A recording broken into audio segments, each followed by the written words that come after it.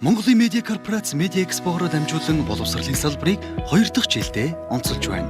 Боловсрол Медиа Экспоныхоо хүрээнд бид ихтэйд дунд сургууль болон мэргэжлийн боловсролын сургалтын байгууллагуудын сургалтын хөтөлбөр давуу талыг онцлон танилцуулах болно. Боловсрол Медиа Экспо Мегмар Пүрэв харигбар Игэл телевизийн дэлгэцээр. Боловсролын байгууллага бол улс орны хөгжлийн үндэс, харин боловсролын байгууллагын гол тулгуур нь чадварлаг багш ажилтнууд юм а. Манай улсын хувьд 40 гаруй мянган багш бий, харин тэдгээрийг чадахжуулах чиглэлээр анхаарах нь амин чухал асуудал болоод байгаа юм. Тийм учраас бид Боловсрол Медиа Экспогийн энэ дугаарт багшийн мэргэжилтэд эхлүүлэх институтыг онцолж байна.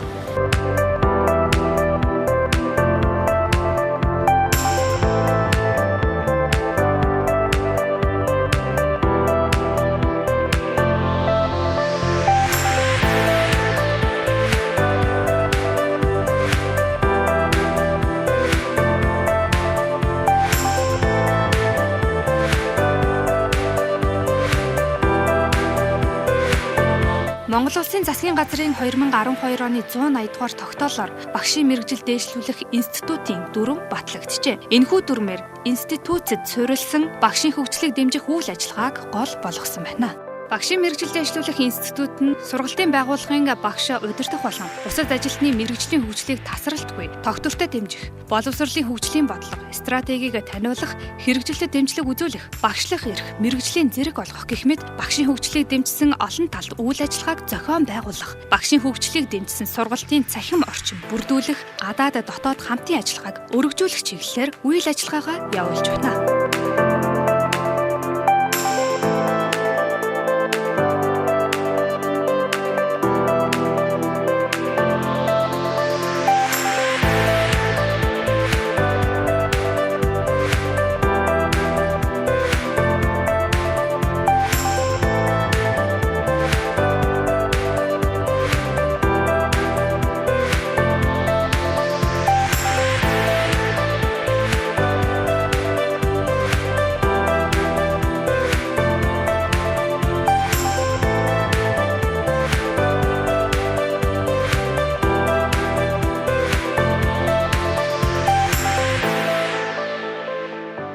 Багш нар маань одоо бас цаг үеэ дагаад их хөгжих, одоо өөрсдөө хөгжүүлэх, за мэргэжил дээшлүүлэх маш их сонирхолтой болсон байна. Сүүлийн жилүүдэд багшийн мэргэжил дээшлүүлэх институт дээр бол ерөнхий боловсролын сургуулийн болон цэцэрлэгийн багш нар бол байнга мэргэжил дээшлүүлж байгаа. 5 жил, 10 жил ажилласан, 1 жил ажилласан гэдгээр ингээд үе шаттай мэргэжлээ дээшлүүлээд явж байна.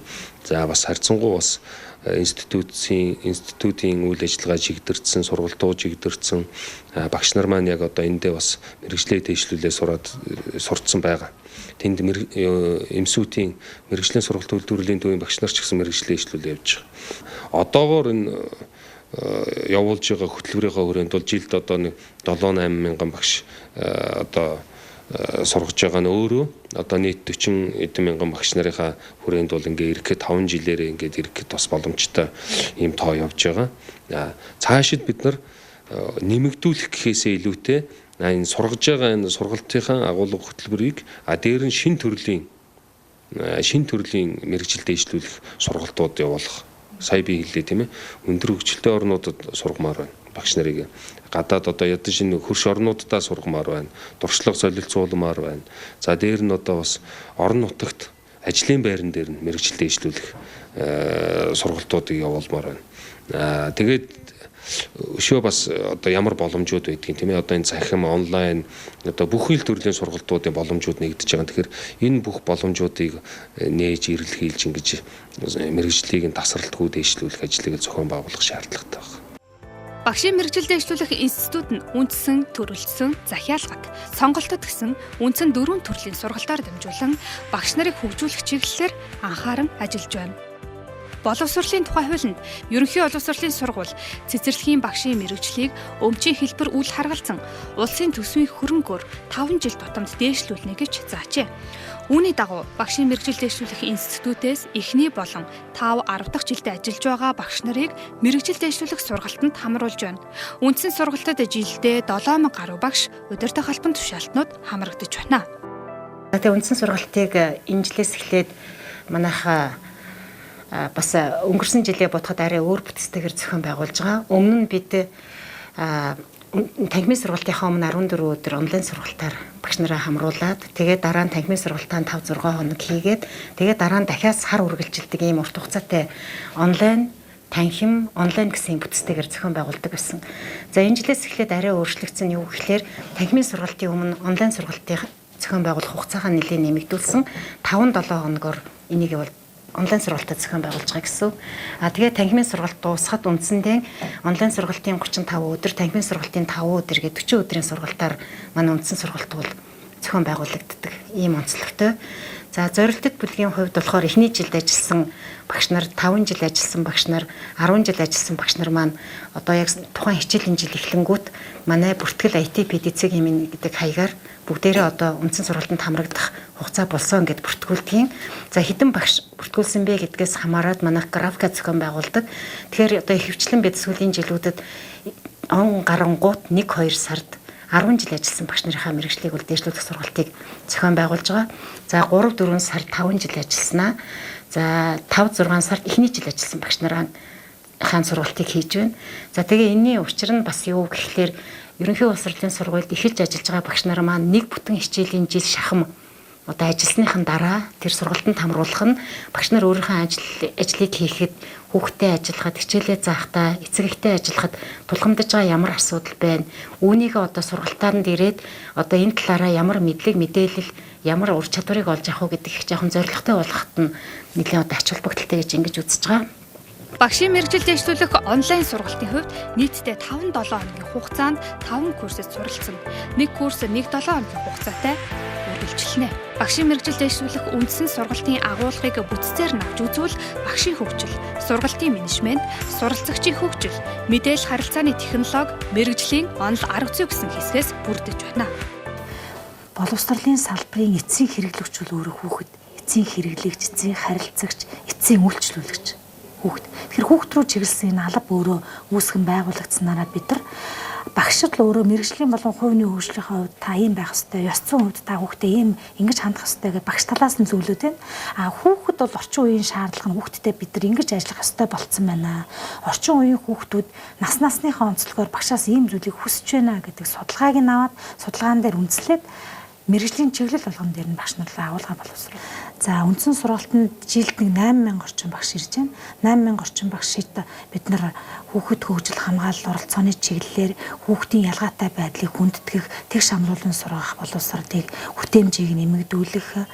За дээрэс нь урлаг гоо зүүн боловсрол, бие бэлдэр, эрүүл мэндийн боловсролыг нь дэмжих.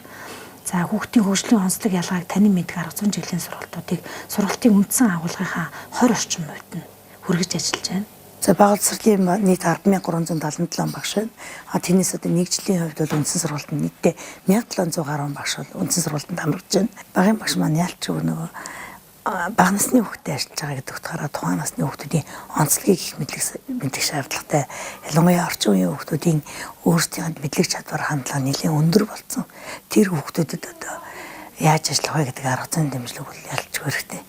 Тэр нөгөө багийн ангийн багш бол өөрөө математик монгол хэл гэдэг тухайн хичээл заахаас гадна яг хүүхдэд ажиллах арга барил гэдэг дээр нэлээд анхаарч ажиллах хэрэгтэй. Багшийн мэргэжил дэвшлүүлэх институтээс зохион байгуулдаг чухал сургалтуудын нэг нь төрөлсөн сургалт.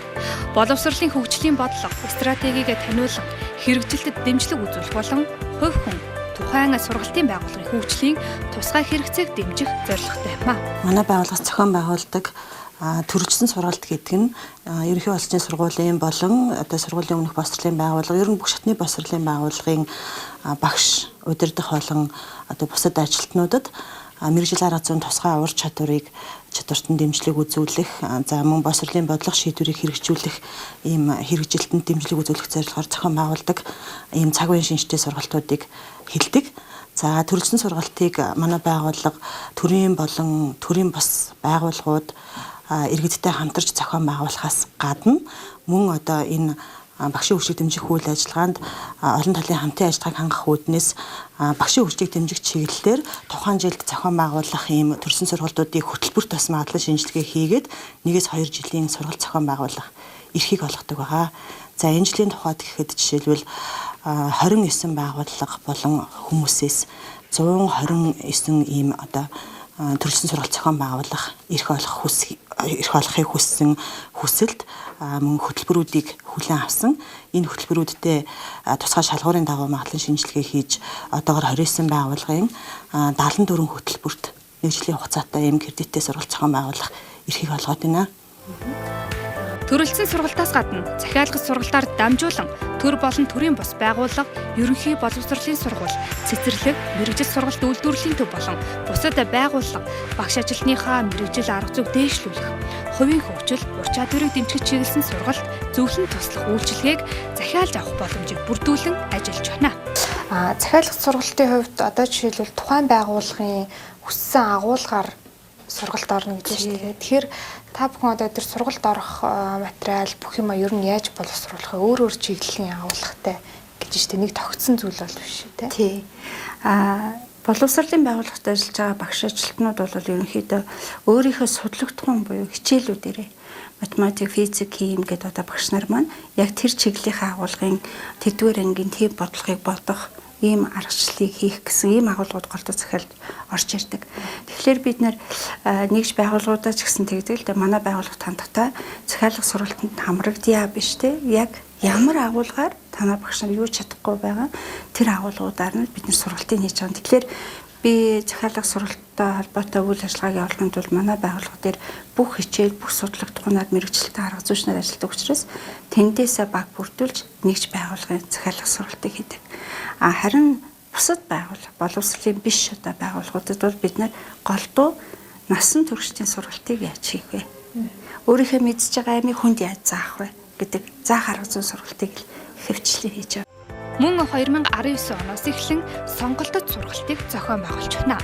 Сонголтод сургалтнаа багш ажилтнууд өөрийн хөгжих хэрэгцээний дагуу ажлынхаа дараа хүссэн агуулгаа сонгон суралцах нөхцөлийг бүрдүүлдгээрээ онцлогтой юм а. За сонголтод сургалт маань бүх багш нар бас одоо сонирхсан бүх багш нар буюу ажлын бус цагаар одоо 7 хоногийн нэг өдөр багшийн мэргэжилтийн шилжүүлэх институтээр ирээд өөрийнхөө сонгосон агуулгын чиглэлээр суралцсан. За агуулгын хувьд бол хүний хөгжил, багшийн мэргэжлийн тусгай дидактик, за тусгай ур чадваруудыг хөгжүүлэх иймэрхүү агуулгуудаар зохион байгуулагддаг сургалт байгаа юм. За сонголтын сургалтанд маань бас нэг орж байгаа одоо шин тутам зүйл гэх юм бол багшаар бэлтгэгдэж байгаа оюутнуудтайгаа хамтран ажиллаж байгаа. За ингээд Монгол Улсын боловсролын их сургуулийн 2 дугаар курсээс дээшх курсын 40 гаруй оюутнууд энэ жилийн сонголтын сургалтанд одоо бидэнтэй хамтран ажиллаад за тухайн одоо багшийн хөгжлийн чиглэлээр агуулга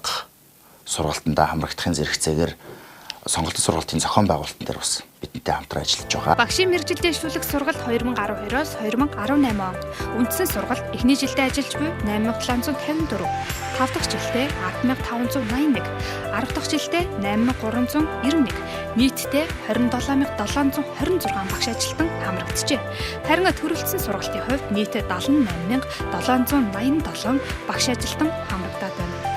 Захиалгад сургалтандаа 7632 багш ажилтан хамрагдсан бол зөвлөн туслах үйлчилгээнд 5253 багш ажилтан хамрагджээ. Багш нарын мэргэжил дэвшлэх институт гадаад харилцааны чиглэлээр манайх нэлийн олон улс орнтой хамтарч ажиллаж байгаа юм. За өнгөрсөн хугацаанд бид нар байгуулагдсанаас хойш Солонгос улстай, Япон улстай, Оросын албаны улстай, тэгээ бүгд найрамдах хятад ард улсын өвөр Монголын өөртөө засах орн гэх мэт энэ улсуудтай хамтарч ажиллаж багш нараа хөгжүүлэх, солилцох чиглэлээр хамтын ажиллагааны хүрээнд зохих төвшний ажлуудыг бол хийж байна. За ялангуяа хамгийн үр дүнтэй хэрэгжиж байгаа хөтөлбөрүүд бол Солонгосын засгийн газар, Монгол Улсын засгийн газар хоорондын байгуулсан гэрээний хүрээнд явагддаг багш солилцооны хөтөлбөр гэж ийм хөтөлбөр байдаг. Энэ хөтөлбөр маань энэ жил 7 дахь одоо хөтөлбөр маань хэрэгжээд үр дүнтэй явж байна. За энэ хөтөлбөрийн хүрээнд жил болгон Монгол улсаас 10-аас 15 багш Солонгос улсад 3 сарын хугацаатай очиж ажиллаж амьдарч Солонгосын сургалтын байгууллагад ажиллаж туршлага хоримтлуулж эргэж ирж Монгол улстай өөрийн туршлагаа хуваалцаж хэрэгжүүлдэг ийм үр дүнтэй хөтөлбөр байгаа. За нөгөө талаасаа Солонгос орноос Солонгос багш нар ирж Монгол улсын сургуульд ажилладаг ийм хөтөлбөр байдаг.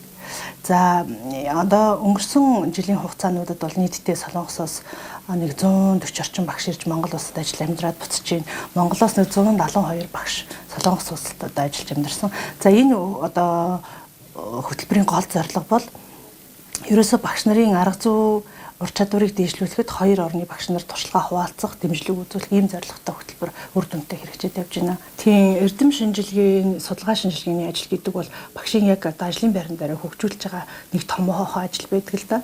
За мөн бид нар эрдэм шинжилгээ гэхээсээ илүүтэй онл практикийн баах хурал гэж бас нэрлэдэг байгаа. Энэ хүрээнд олон ажлуудыг зохион байгуулж байгаа. За жилд манайх яг хоёр одоо үндсэн том хурлыг зохион байгуулдаг. За нэгдүгээр хурал бол юу гэдэг нь гэхээр мэрэгжлийн байгууллагуудтайгаа хамтраад одоо Монгол Улсын боловсролын их сургууль, Монгол Улсын их сургууль, боловсролын үнэлгээний төв, боловсролын хүрээлэн, BMD ингээ хамтраад 5 байгууллага хамтраад боловсролын тулгымцсан асуудал шийдэл арга зам гэдэг талаар бид нар жил болгон эрдэм шинжилгээний хурал зохион байгуулж одоо үндэсний хэмжээнд ингэ зохион байгуулад одоо 5-6 жилийн үрийг үзэж байна. За энэ бол томоохон одоо судалгаа шинжилгээний үндсэн дээр үр дүнгээ танилцуулдаг ийм хурал байна. Нөгөө нэг хурал бол онл практикийн бага хурал гэж нэрлэдэг байгаа хурал нь болохоор хүүхдийн хөгжлийг дэмжсэн багшлах арга зүг одоо хуваалцах ийм одоо өөрөөр хэлбэл сургууль дээрээ хичээлийн судалгаагаар дамжуулаад хүүхдийн хөгжлөөгөө яаж дэмжиж байгаа юм бэ? Сургуульд суурилсан хичээлийн судалгааг яаж зохион байгуулж байгаа юм? Судлагдхуйн суурилсан хичээлийн судалгааны үр дүнг ямар болгочод байгаа юм гэдгийг хуваалцдаг ийм одоо туршлага хуваалцах онл практикийн бага хурлыг бол зохион байгуулдаг. Мөн багшийн мэргэжил дэвшлүүлэх институтээс багшийн хөгжил сэтгүүлийг улирал тутам эрхлэн гаргаж байна. Тус сэтгүүлээр дамжуулан багш нарт мэргэжил арга зүйн санаа өгөх, мэдээлэлээр хангахаар зорин ажиллаж байна.